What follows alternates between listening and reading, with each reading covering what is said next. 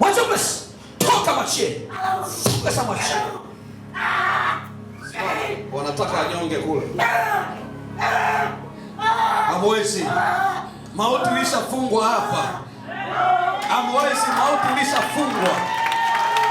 Hamtaweza kwa jina la Yesu. Simamisha. Simama. Utazame mimi. Unaitwa nani? Naitwa Rehema. Unaitwa? Rehema, umetokea wapi?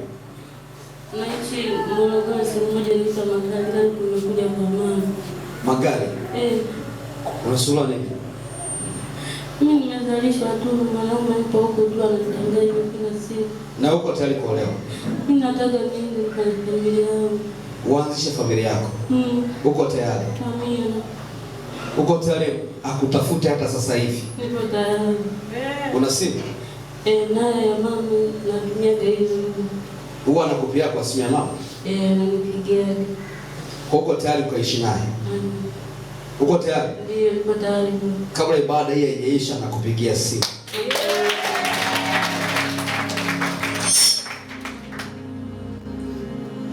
Bwana Yesu, mwapa watoto ili wakae pamoja, nami naacha upako wakaa pamoja. Amtafute, aanze kuweka mipango ya kumrudisha na kuishi pamoja.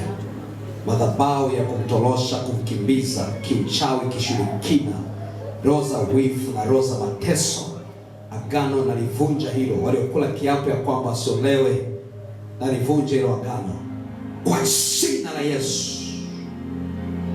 Atafutwe sahihi, sahihi atafutwe, sahihi atafutwe.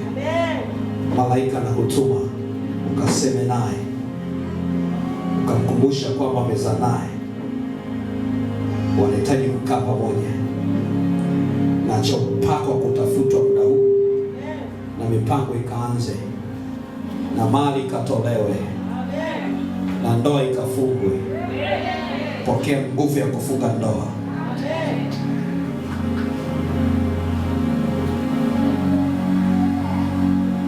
Navunja ukuta ulioweka.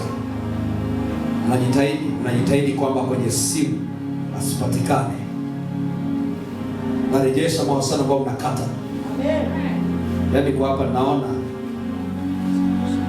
anayetakiwa mpigie, naona wanataka wafanye apoteze simu kafu.